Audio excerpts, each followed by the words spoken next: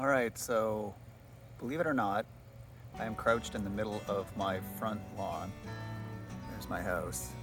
Um, I have spent the last 5 years converting my front lawn into native prairie. So stick around, and I'm going to show you how you could do this too. So why would you want to do this? There's a lot of benefits to this. So for one, it's absolutely beautiful. There are about 60 species of wildflowers and grasses all around my house. It attracts goldfinches and native butterflies and native bees and hummingbirds that just naturally come and feed on the flowers. I don't have to put out food for them. They come, they eat the flowers. It's amazing for the environment. So native prairie plants have root systems that are meters and meters deep. They store carbon. They stabilize the soil, they add nutrients to the soil. I don't have to water this lawn, I don't have to fertilize it, I don't have to add pesticides. In addition, native prairie is one of the most endangered ecosystems, habitats in North America. So you'd be helping to provide critical habitat to potentially endangered species. So it's great for the environment. No chemicals in your property. It's great for nature. It's aesthetically beautiful, and potentially you're doing a bit of an educational component. Stick around, and this is a 5-year process. So I've got footage and pictures from the last 5 years of exactly how I did this. That hopefully could help you do it too if you wanted to. Let's get into it. So this is August 2020. So back in early summer, I got a ton of just corrugated cardboard. You don't want the cardboard with, you can see it's almost completely decomposed. So back in May and I think into June, I just scrounged as much cardboard as I could find. And then you want to just cover it in some kind of mulch. Your goal is to smother the existing turf. You got to get rid of the turf and ideally not disturb the soil seedbed so that you bring up all the weed seeds, decades of weed seeds that have been raining down on your lawn. So what I did was I put on all this cardboard, covered it in straw. And you probably want to use straw and not hay because there's less seeds in this straw. You can get straw from lots of places. A lot of this I ended up getting for free. It's just bad straw that nobody wants. And a couple centimeters deep. My hope is that when it comes time to seed this in December or so, most of this will just have decomposed and I can seed straight into it. So here we are in 2020, at the beginning of the journey. And so here we are at the side of my house. So basically taking the whole front and the whole side and converting it to prairie. So what I did on the front was I used the straw on top of the cardboard because I felt like that might be less shocking to my neighbors. A lot of people put straw down when they put grass seed, so people are used to seeing that on lawns. But I had access to an enormous amount of pine straw from some friends who have a lot of pine trees. I have a few pine trees around the back. So on the side, I just used pine straw. So if you're going to do this yourself, one option would be to save all the leaves from fall when you're autumn raking and just use that as mulch instead of getting your hands on straw like I did. Really, you can use anything that'll decompose. And so, this is what it looks like in 2020. And it should be fun to see this develop. I didn't bother making a video of laying down cardboard. The most important thing is to make sure that it's overlapping quite a bit. So get as big pieces as you can. Make sure that there's no gaps because grass will find its way up through. And indeed they did. So, you have to sort of spot pull and potentially spot spray. Your other option if you want to get rid of the turf is to spray the whole thing. But this is the more environmentally friendly way. It's going to add carbon to the soil. It sort of uses up all those Amazon boxes in a slightly more recycling, environmentally friendly way. All that cardboard and debris is going to incorporate itself into the soil, and that's going to be overall good for your native prairie. All right, so it's the first winter after I smothered the lawn. It's early January. You could do this in December. So what I like to do, I have got these nixes from Prairie Moon Nursery. I bought 3 of them. Basically, I bought everything they had for short grass prairie. I'll put a link in description. It's, like 100 different species. The reason I chose short grass is just because, I figured my neighbors are already rattled enough that I'm getting rid of my turf. I might as well try to have slightly shorter stature stuff, so maybe they perceive it as more of a garden and less weedy. So they say that this is short grass for medium soil, short grass for dry, and short grass echinacea, so like the cone flowers that lots of people have in their gardens in my neighborhood. And each one of these, I think it says it does about 500 square feet. So 1,500 square feet in total. So what I do is I just basically half fill a large Ziploc with vermiculite. I find vermiculite the easiest, that you could use sawdust, kind of anything light.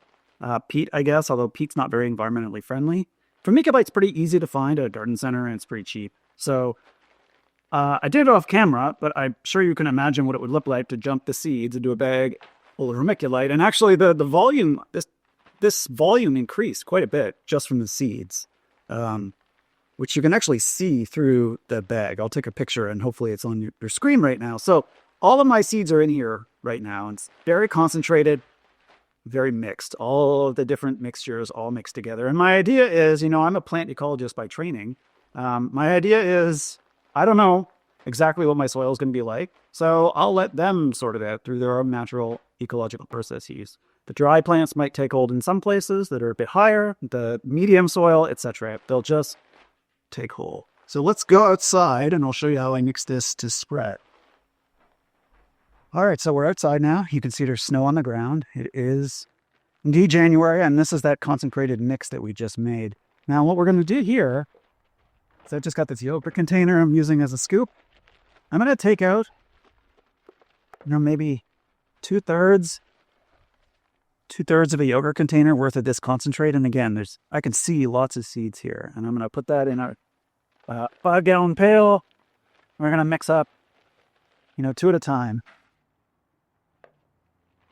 And so the thing is that you only need these seeds spread, like 20 to 50 per square meter, because they're going to grow and eventually shed seeds themselves.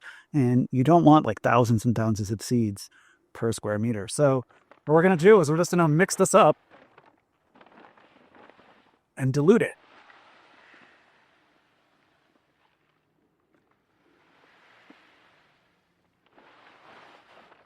So I only filled these about half full. Got my sturdiest wooden spoon from the kitchen, and then we're just going to stir.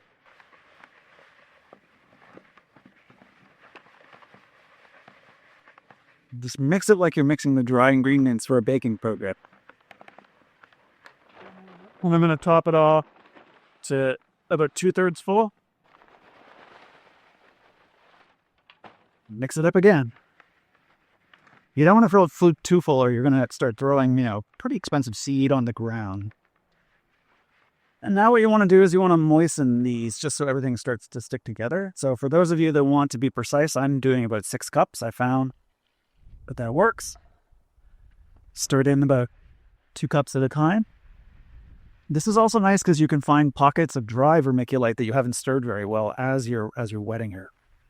There's no reason to measure this though at all. You just don't want to get so wet that it's sloppy, right? It is freezing cold though.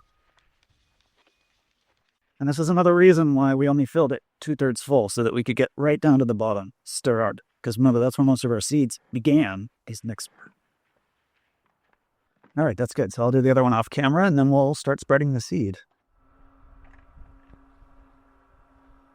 Okay, and all you want to do now is spread these around.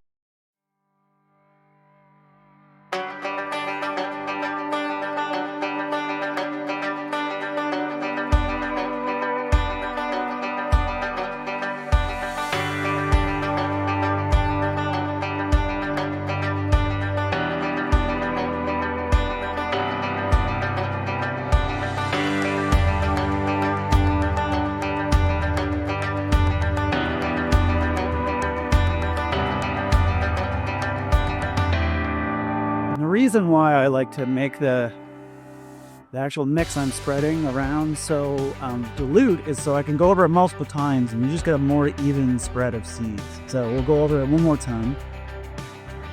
I'll go a different direction.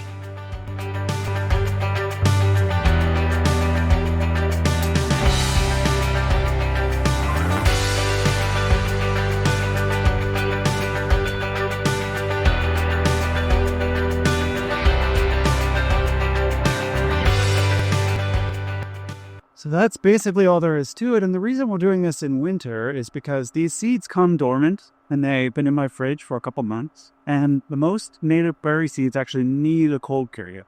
The next few months of cold is going to actually change something about the seed. And basically, this is an adaptation so that the seed can know that a winter has passed and that it's now safe to germinate in spring. So most of these species won't actually germinate very well if you put them in the spring or summer. You really need to put them in the autumn, or better yet, in the winter. I think the better thing to do is put it on a day when it's snowing, and then the birds won't be able to get to it. But it's just been a really dry winter. We're already into January, and I'm getting worried that there won't be enough cold period for these things to actually... It's called cold stratification, so that I'm worried that if I don't get these down soon, there isn't going to be enough time for them to cold stratify before the spring. So I'm going to risk the birds taking some, and we'll check back in a few months to see what it looks like. This is definitely a multi-year project. So we've now moved into summer of year 2. So the seeds sat out in the winter and cold stratified, and then they germinated. So here's just a couple of different kind of views over the course of the growing season of what my front lawn looks like.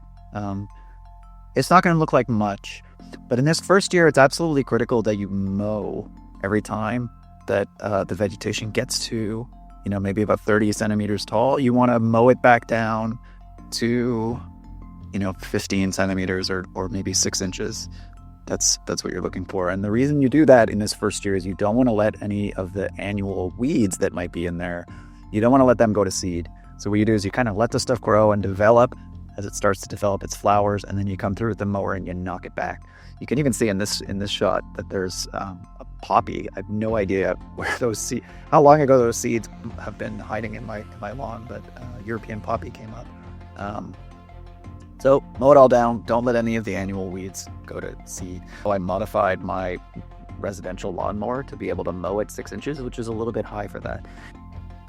I also use the bag on my lawnmower. So you don't want to let, if you're knocking down several tens of centimeters of vegetation, you don't want that to fall down on your teeny tiny native perennial plant. So bag it up, take it to your compost heap, and when you're mowing, so that you don't bury everything in vegetation. It also helps, bagging also is going to help you reduce the fertility of your residential lawn, which frankly will be better for the perennial plants than the high levels of fertilizer that might already be in there.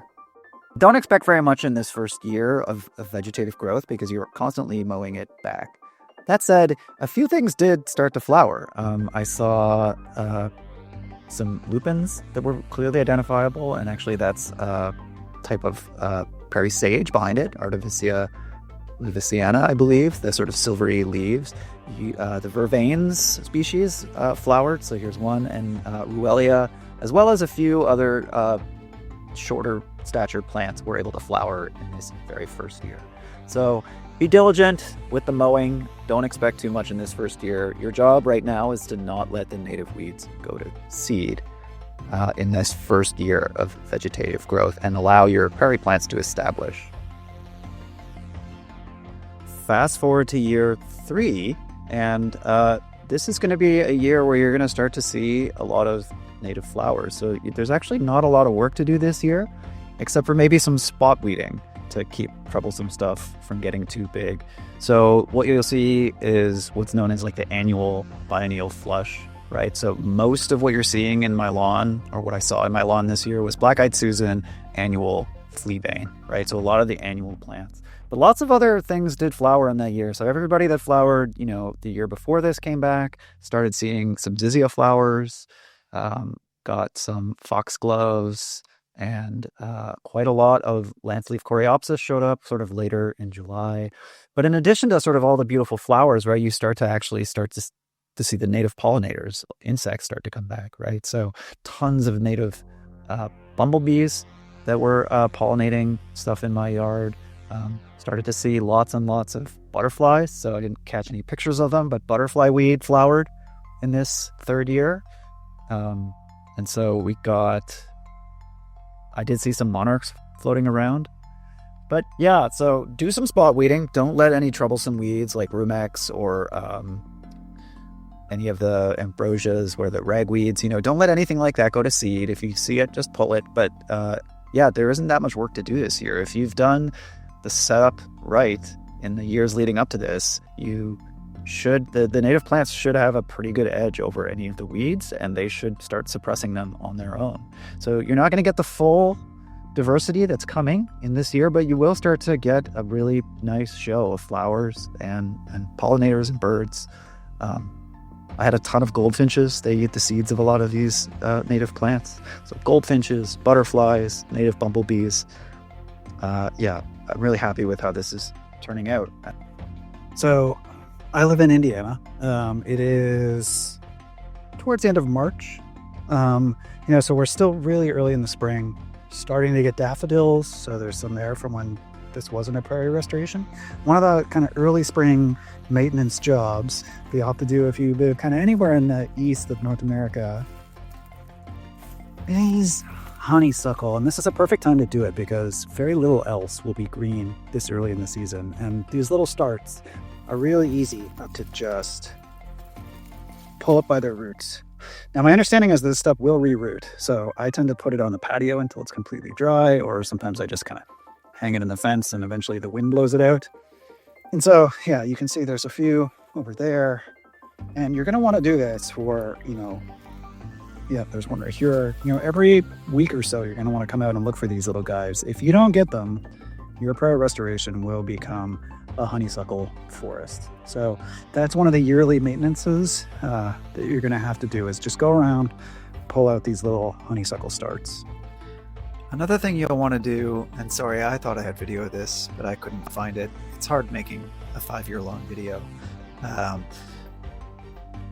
But I did find this one grainy picture. You're going to want to maybe scout early in the spring and early in the summer for poison ivy. And you don't want to pull it, but you can see in this picture a patio stone that the arrow is pointing at. I kept about a dozen of these patio stones, and I would just move them every year. So if I found poison ivy, I would sort of lean it nearby and drop it right on top and leave it for the whole year. And then the next spring I would move them, and that would kill them. I mean, plants can't live without sunlight, and just dropping a patio stone on top, they're down there. Plants have to respire and use up sugars and stuff like an animal. So just being trapped under that patio stone for a whole year is sufficient to kill them. And you don't have to dig or touch them or spray or anything. So that was my method for poison ivy. You do want to scout like once a year while you're looking for honeysuckle to get the poison ivy. All right, and here it is. It's late July in the third summer that I didn't mow it. You see that swallowtail flying by? This is the third summer that I didn't mow it in the summer. And I mean, it is beautiful. There's probably 24 species flowering right now. There's no way I can get it on film, but there's a goldfinch over there eating seeds just off of the wildflowers. There are native butterflies flying through all the time, native bees all the time.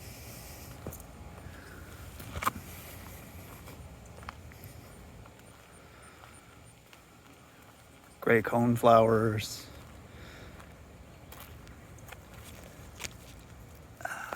There's a native bumblebee, a couple of them.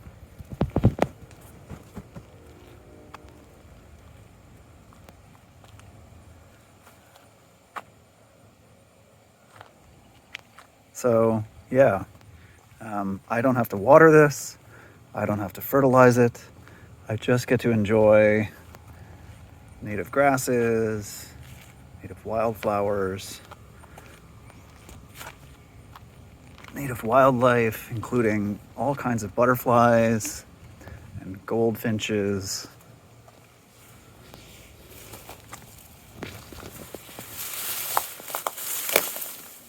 Yeah, it's really great. So if we come out into the middle of it, you just look and like, how awesome is this compared to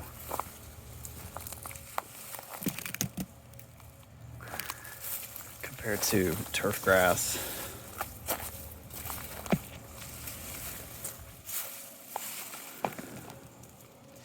Just all of these beautiful wildflowers.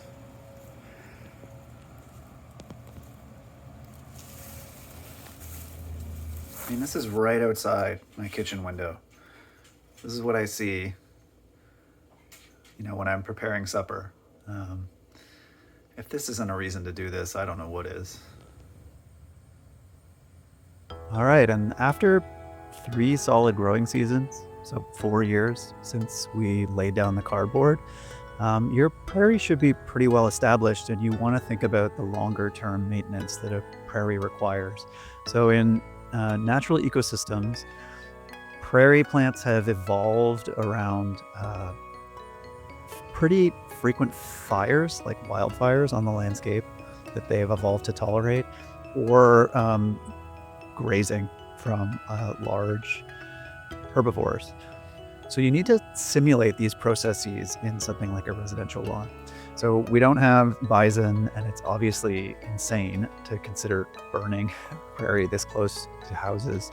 So the next best option is to simulate these by mowing every couple of years. So if you just take a look at this picture, you can see that I mowed about 2/3 of the front lawn, and I also mowed at the back, but I left a little bit of the prairie standing.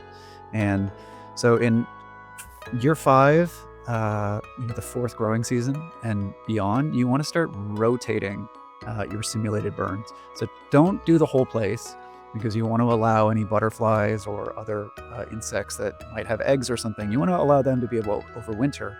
But you want to knock back the woody vegetation. If you don't knock back a prairie by mowing or burning or grazing, it will turn into a forest. So just looking at this picture, you can see my house is surrounded by all kinds of trees. This will turn into a forest if I don't knock back that woody vegetation. So here I didn't use a mower because this is way too tall, but I just used a string trimmer and I raked up the rest of the vegetation. You also want to consider maybe alternating, as you're doing your rotation in space. You might also consider some years doing like a spring mow, and some years doing autumn mow. And this just favors different plants and kind of maintains diversity in your yard. So this isn't completely maintenance free, but you really only have to mow once a year. You don't have to fertilize. You don't have to spray anything. You don't have to water. You just want to, set up a rotation, and once a year, sometimes in the spring, sometimes in the autumn, come and mow, half or a third of your restoration to prevent it from turning into a forest and to really maintain that high wildflower diversity. Don't let any one species become dominant. And then the rest of the year, you can just enjoy the beauty of, so much diversity of wildlife and plant life.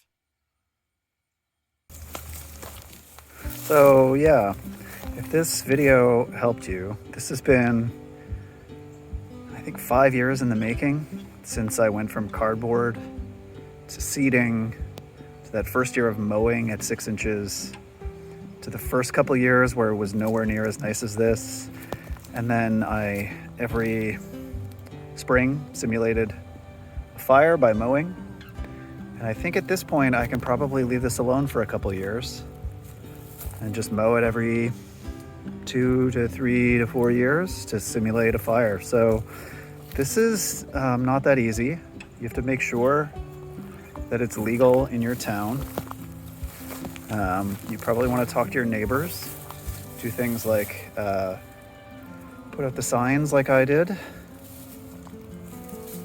Oh, there's a hummingbird. I don't know if that's going to show up on the video.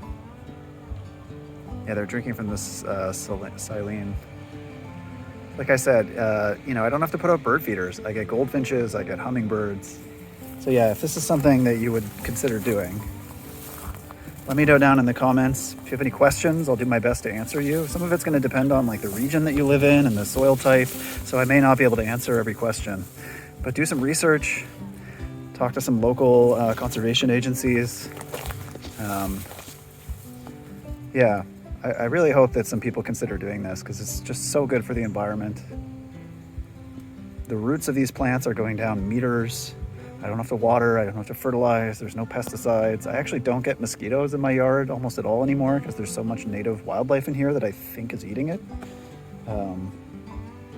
It's really, really great. It's beautiful. I just absolutely love this. I hope some people do this. And this has been a really long video series, not for you, but for me, getting footage every year so I can put this together. But I hope somebody out there considers doing this. If you do, let me know down in the comments. I'd love to see some pictures somehow. All right, well, thanks for watching this 5-year-long video, and I'll catch you in the next one.